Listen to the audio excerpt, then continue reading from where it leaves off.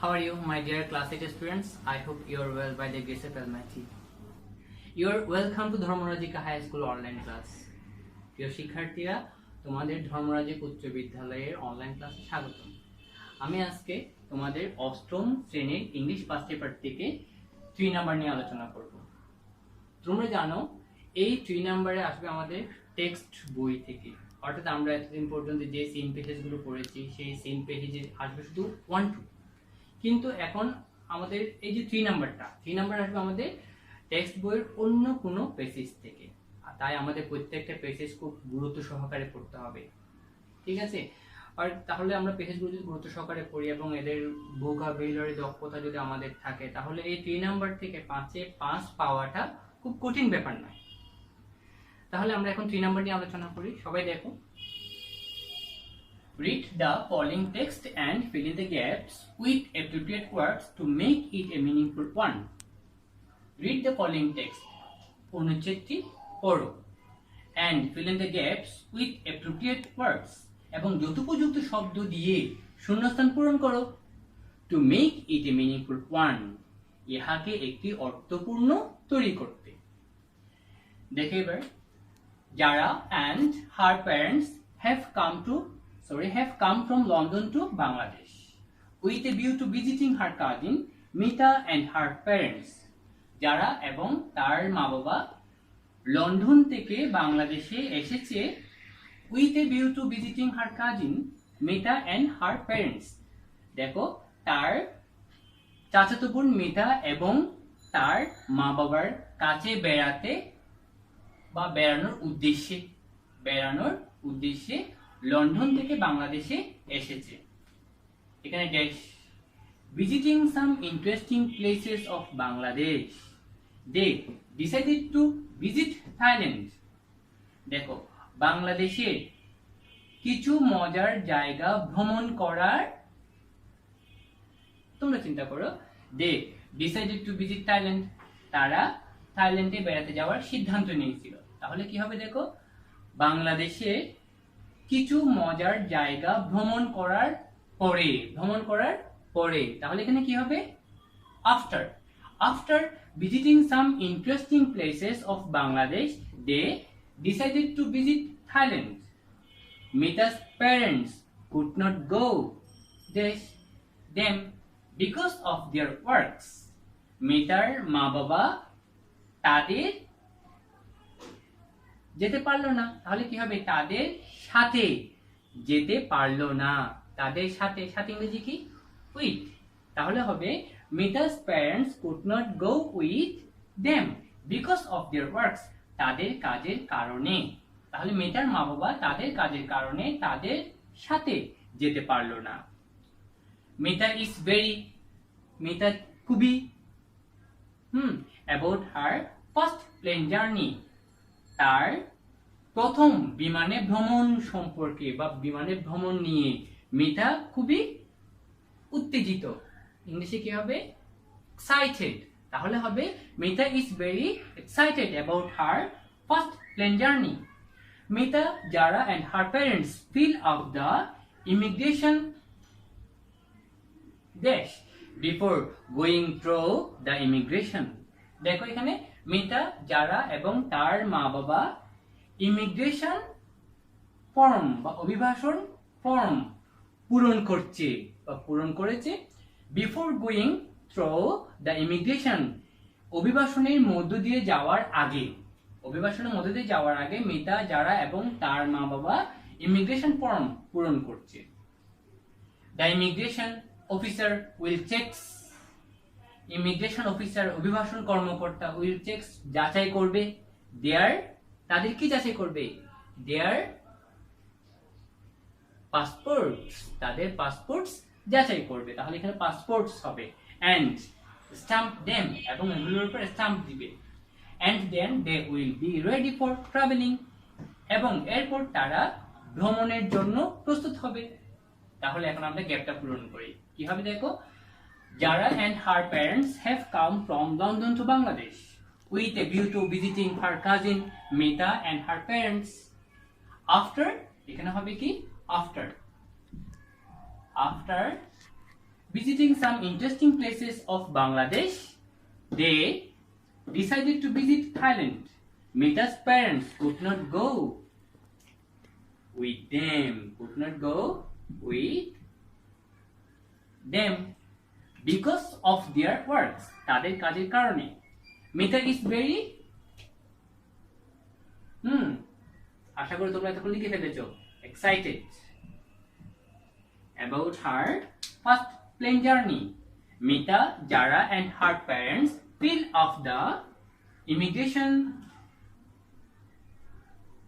form before going through the immigration officer will check their passports.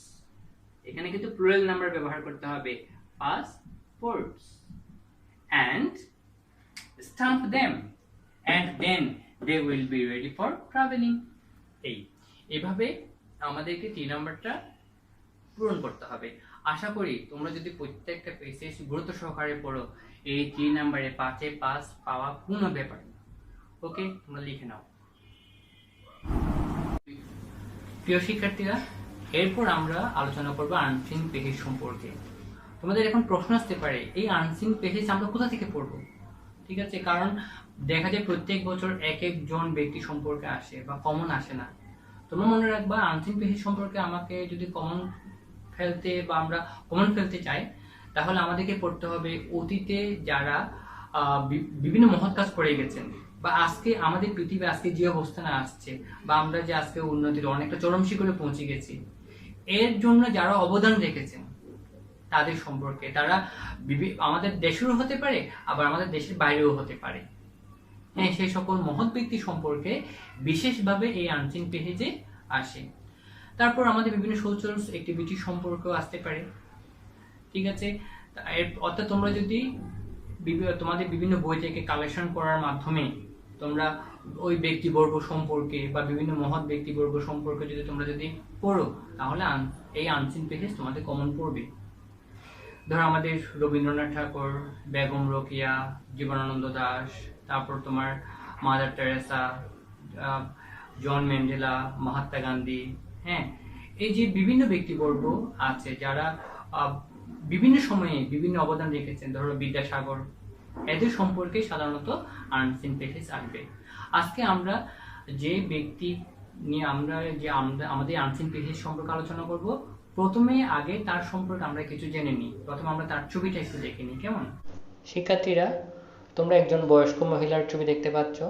তোমরা অনেকেই চিনো, হ্যাঁ, বা অনেকে বুঝতে পেরে গেছো উনি হলেন মাদার টেরেসা। হ্যাঁ শিক্ষার্থীরা, উনি হলেন আমাদের মাদার টেরেসা, যিনি তার সমগ্র জীবন কাটিয়েছিলেন মানবতার সেবার জন্য, মানুষের সেবার জন্য। এই জন্য তাকে বলা হয় মানবতার সেবক। তিনি মাত্র 12 বছর বয়সে বুঝতে পেরেছিলেন যীশু খ্রিস্টের ভালোবাসার চারদিকে কিভাবে ছড়িয়ে দিতে হবে। তিনি যীশু খ্রিস্টের ভালোবাসা ছড়িয়ে দেওয়ার জন্য মাত্র 12 বছর বয়সে সিদ্ধান্ত নিয়েছিলেন তিনি ধর্মযাজক হবেন, তিনি সন্ন্যাসিনী হবেন। তোমরা কি জানো, উনি ভারতে এসেছিলেন মাত্র অল্প সময়ে, অর্থাৎ অল্প বছর বয়সে, 1931 সালে। এরপর তিনি ভারতে এসে ভারতের মানুষের অনেক সেবা করেছিলেন। তিনি প্রথমে ভারতে এসে সেন্ট মেরিস হাই স্কুল নামে একটি স্কুলে শিক্ষকতা শুরু করেছিলেন। এরপর 1948 সালে তিনি কলকাতার মানুষের দুর্দশা দেখে আর সইতে পারলেন না, তার মনকে নাড়া দিল। তিনি পথে নেমে গেলেন মানুষের সেবা করার জন্য।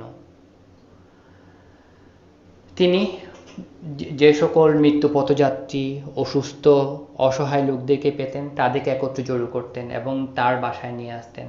তিনি একটি বাড়ি প্রতিষ্ঠা করেছিলেন, যার নাম হচ্ছে নির্মল হৃদয়।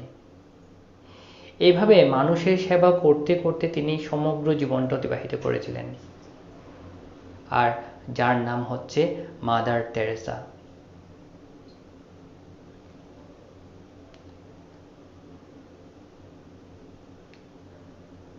চলো এবার আমরা মাদার তেরেসা সম্পর্কে পড়ব এবং ওনার সম্পর্কে জানবো, ঠিক আছে? প্রিয় শিক্ষার্থীরা, এবার আমরা মাদার তেরেসা সম্পর্কে পড়ব। Read the following text carefully and answer the questions 4 and 5. দেখো, Mother Teresa. Mother Teresa, the servant of humanity, was born on August 26, 1910 in Macedonia. এখানে দেখো, সার্ভেন্ট এর অর্থ হচ্ছে সেবক আর হিউম্যানিটি এর অর্থ হচ্ছে মানবতা। মেসিডোনিয়া একটি জায়গার নাম, যেটা সাউথ ইস্ট ইউরোপের একটি জায়গা, অর্থাৎ দক্ষিণ পূর্ব ইউরোপের একটি জায়গার নাম। মানবতার সেবক মাদার তেরেসা মেসিডোনিয়াতে 1910 সালের 26 আগস্ট জন্মগ্রহণ করেছিলেন। She was the youngest of the three siblings. এখানে youngest এর অর্থ হচ্ছে সবচেয়ে ছোট, আর siblings এর অর্থ হচ্ছে ভাই বোন।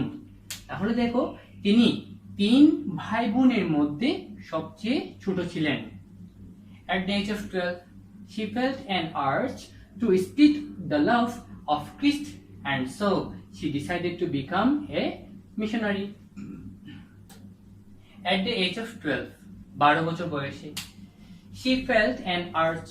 এখানে urge এর অর্থ হচ্ছে প্রেরণা, আর spread এর অর্থ হচ্ছে ছড়িয়ে দেওয়া, আর খ্রিস্ট মানে হচ্ছে যীশু খ্রিস্ট, আর decided এর অর্থ হচ্ছে সিদ্ধান্ত নেওয়া, আর become হয়ে ওঠা। মিশনারি এর অর্থ হলো ধর্মযাজক। দেখো এবার, at the age of 12, 12 বছর বয়সে, she felt an urge. তিনি একটি প্রেরণা অনুভব করেছিলেন to spread the love, ভালোবাসার ছড়িয়ে দেওয়ার, of Christ, যীশু খ্রিস্টের। তাহলে দেখো, 12 বছর বয়সে তিনি যীশু খ্রিস্টের ভালোবাসা ছড়িয়ে দেওয়ার প্রেরণা অনুভব করেছিলেন। And so she decided to become a missionary. এবং তাই তিনি একজন ধর্মযাজক হয়ে ওঠার সিদ্ধান্ত নিয়েছিলেন। In 1928, she left home and joined the Sisters of Loreto, an Irish community of nuns, which had missions in India. দেখো, এখানে left এর অর্থ হচ্ছে ত্যাগ করা, joint যোগদান করা, আর আইরিশ অধিবাসীকে বলা হচ্ছে কমিউনিটি, এর অর্থ হচ্ছে সংগঠন। তারপর নানস এর অর্থ তপস্বিনী বা সন্ন্যাসিনী। মিশনস অর্থ হলো ধর্ম প্রচারশালা।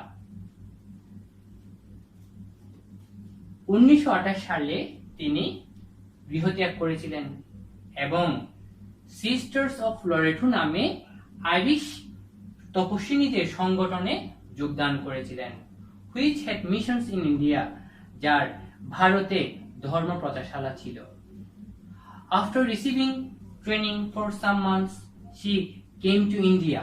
দেখো, রিসিভিং অর্থ হচ্ছে গ্রহণ করা, আর ট্রেনিং অর্থ হলো প্রশিক্ষণ। After receiving training for some months, কয়েক মাসের জন্য প্রশিক্ষণ গ্রহণের পরে, she came to India, তিনি ভারতে এসেছিলেন। On May 24, 1931, she took her initial vows as nun. এখানে ইনিশিয়াল এর অর্থ হলো প্রাথমিক, আর ভোজ এর অর্থ হলো শপথ গ্রহণ করা। 1931 সালের 24 মে, she took her initial vows, তিনি তার প্রাথমিক শপথ গ্রহণ করেছিলেন as nun, তপস্বিনী বা সন্ন্যাসিনী হিসেবে। তাহলে দেখো, 1931 সালের 24 মে তিনি তপস্বিনী হিসেবে তার প্রাথমিক শপথ নিয়েছিলেন। Then Mother Teresa taught geography and religion at St. Mary's High School in Kolkata. এখানে taught অর্থ হলো শিক্ষা দেওয়া, আর জিওগ্রাফি এর অর্থ হলো ভূগোল, আর রিলিজিয়ন এর অর্থ হলো ধর্ম। এরপর mother Teresa taught geography and religion, ভূগোল এবং ধর্ম শিক্ষা দিতেন at St. Mary's High School in Kolkata, কলকাতার সেন্ট মেরিস উচ্চ বিদ্যালয়ে। দেখো, তারপরে মাদার টেরেসা কলকাতার সেন্ট মেরিস উচ্চ বিদ্যালয়ে ভূগোল এবং ধর্ম শিক্ষা দিতেন। এরপর আমরা সেন্টেন্সের বাকি অংশ, প্যাসেজের বাকি অংশটা দেখব। বাকি অংশটা পড়ি। However, poverty in Kolkata moved her and she left the convent in 1948 to work for the poor. দেখো এখানে poverty এর অর্থ হচ্ছে দারিদ্রতা। However, সে যাই হোক, moved এর অর্থ হচ্ছে নাড়া দেওয়া। কনভেন্ট বিহার অথবা মঠ, যেখানে সন্ন্যাসিনীরা থাকে বা সন্ন্যাসীরা যে বিহারে থাকে তাদেরকে কনভেন্ট বা মঠ বলা হয়ে থাকে। সে যাই হোক, কলকাতার দারিদ্রতা তাকে নাড়া দেয়। And she left the convent in 1948, এবং 1948 সালে তিনি বিহার ত্যাগ করেছিলেন। To work for the poor, গরিবদের জন্য কাজ করতে। তাহলে সেন্টেন্সটা পড়ি আমরা। সে যাই হোক, কলকাতার দারিদ্রতা তাকে নাড়া দেয় এবং তিনি গরিবদের জন্য কাজ করতে 1948 সালে বিহার ত্যাগ করেছিলেন। She founded the Home for the Dying, the Sick and Helpless in Kolkata. এখানে dying অর্থ হচ্ছে মৃত্যু পথযাত্রী বা মৃত্যুবরণ বা মুমূর্ষু। sick এর অর্থ হচ্ছে অসুস্থ, helpless এর অর্থ হচ্ছে অসহায়, founded এর অর্থ হলো প্রতিষ্ঠা করা। She founded the home, তিনি বাড়ি তৈরি করেছিলেন, for the dying, the sick and helpless in Kolkata. দেখো মৃত্যু পথযাত্রী, অসুস্থ এবং অসহায় লোকদের জন্য ইন কলকাতা, কলকাতায়। সেন্টেন্সটা পড়ি আমরা। তিনি কলকাতায় মৃত্যু পথযাত্রী, অসুস্থ এবং অসহায় লোকদের জন্য বাড়ি প্রতিষ্ঠা করেছিলেন। and named it নির্মল হৃদয়, এবং ইহার নাম দেন নির্মল হৃদয়। She along with her fellow nuns gathered the dying people and brought them to her home. দেখো এখানে ফিলো এর অর্থ হলো সহকর্মী, আর গ্যাদার একত্রিত করা, ব্রট এনেছিল। এবার আমরা সেন্টেন্সটা পড়ি। She along with her fellow nuns, তিনি তার সহকর্মী সন্ন্যাসীদেরকে নিয়ে, gathered the dying people, মৃত্যু পথযাত্রী লোকদেরকে একত্রিত করলেন, and brought them to her home, এবং তাদেরকে তার বাড়ি এনেছিলেন। তার বাড়ি বলতে গেলে এখানে নির্মল হৃদয়ের কথা বলা হচ্ছে। Mother Teresa received the Nobel Prize for Peace in 1979 for love and compassion for humanity. এখানে রিসিভড এর অর্থ হলো গ্রহণ করা, আর পিচ এর অর্থ হলো শান্তি, কম্পেশন সমবেদনা, হিউম্যানিটি এর অর্থ হলো মানবতা। দেখো Mother Teresa received the Nobel prize for peace in 1979। Mother Teresa 1979 সালে শান্তির জন্য নোবেল পুরস্কার লাভ করেছিলেন। For love and compassion for humanity, মানবতার প্রতি ভালোবাসা এবং সমবেদনার জন্য। তাহলে সেন্টেন্সটা হবে এরকম, মাদার তেরেসা মানবতার প্রতি ভালোবাসা এবং সমবেদনার জন্য 1979 সালে নোবেল পুরস্কার অর্থাৎ শান্তির জন্য নোবেল পুরস্কার গ্রহণ করেছিলেন। প্রিয় শিক্ষার্থীরা, এবার 4 নাম্বারটি দেখো। তোমরা জানো 4 নাম্বার একটা টেবল আসে। টেবলে কি বলা হচ্ছে? Complete the following table with the information given in the passage. প্যাসেজে দেওয়া বা অনুচ্ছেদে দেওয়া তথ্য দিয়ে আমাদের কি করতে হবে? টেবলটি পূরণ করতে হবে। হ্যাঁ, তাহলে এই যে টেবলটা তোমরা দেখতে পাচ্ছ, পরীক্ষার খাতায় কিন্তু টেবল তুলতে হবে না। উত্তর লেখার সময় তোমরা শুধু 1 2 3 4 5 দিয়ে শুধু উত্তরটা লিখে দিলেই হবে, তোমরা ফুল নাম্বার পাবে। তাহলে আমরা একটু টেবলটা দেখি। টেবলে প্রথম কলামে বলা হচ্ছে হু অর হোয়াট, কে অথবা কি। দ্বিতীয় কলামে বলা হচ্ছে ইভেন্ট অর অ্যাক্টিভিটি, মানে কোন ধরনের ঘটনা ঘটে সেটা। হোয়ার, কোথায়। হোয়েন, কখন। দেখো Mother Teresa was born, mother Teresa জন্মগ্রহণ করেছিলেন 1910 সালে। হোয়ার, কোথায়, এখানে গে। তাহলে কোথায় জন্মগ্রহণ করেছিলেন? হ্যাঁ, ম্যাসেডোনিয়াতে জন্মগ্রহণ করেছিলেন। তারপর দেখো she felt an urge to spread the love of Christ, তিনি যীশু খ্রিস্টের ভালোবাসা ছড়িয়ে দেওয়ার প্রেরণা অনুভব করেছিলেন। প্রেরণা অনুভব করেছিলেন কখন? 12 বছর বয়সে, কিন্তু এখানে 12 বছর তো লিখতে পারবেন না, এখানে সাল লিখতে হবে। তাহলে 12 বছর হলেও 1910 সালে জন্মগ্রহণ করেছিলেন, তাহলে 11, 12, 13, 14, 15, 16, 17, 18, 19, 20, 21, 22, তাহলে এটা কত হবে? 1922। তারপর দেখো এখানে কে অথবা কি লিখতে হবে, দেখি কি বলতে চাই। A home for the dying, the sick and helpless, তাহলে কাদের জন্য বাড়ি? তোমার মৃত্যু পথযাত্রী, অসুস্থ এবং অসহায় লোকদের জন্য বাড়ি। কোথায়? কলকাতায়। তাহলে বাড়িটার নাম কি? নির্মল হৃদয়। এখানে কি হবে? নির্মল হৃদয়। She taught geography and religion, তিনি ভূগোল এবং ধর্ম শিক্ষা দিতেন। কোথায়? Saint Mary's high school in Kolkata. তারপর mother Teresa in 1979, mother Teresa 1979 সালে তার কোন ঘটনা ঘটেছিল?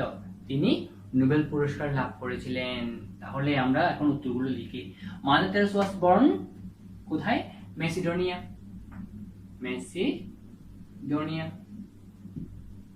তারপর she felt an urge to speak the love of Christ, কখন? 1922। A home for the dying, the sick and helpless, নাম কি? নির্মল হৃদয়। নির্মল হৃদয়। নির্মল হৃদয়। তারপর she taught geography and religion, কোথায়? Saint Mary's high school, Saint Mary's high school in Kolkata. School in Kolkata. তারপর দেখো Mother Teresa in 1979 কি পেয়েছিলেন? he received, received the Nobel Prize। Nobel prize. এই হ্যাঁ শিক্ষার্থীরা, তোমরা 4 নম্বর প্রশ্নের উত্তর পরীক্ষার খাতায় এভাবেই লিখবে, অর্থাৎ বক্সটা লেখার কোনো দরকার নেই, তোমরা উত্তরটা এভাবে লিখলেই ফুল মার্কস তোমরা পাবে। ঠিক আছে শিক্ষার্থীরা, এবার আমরা 5 নাম্বার দেখব। তোমরা জানো 5 নম্বরে আসে true false. Read the passage again and write true or false beside the statements. দেখো অনুচ্ছেদটি আবার পড়ো এবং ট্রু অর ফলস লিখো স্টেটমেন্টস এর অর্থাৎ বিবৃতির পাশে তোমরা ট্রু অর ফলস লিখতে হবে। যদি সত্য হয় ট্রু লিখবা, মিথ্যা হলে ফলস লিখবে।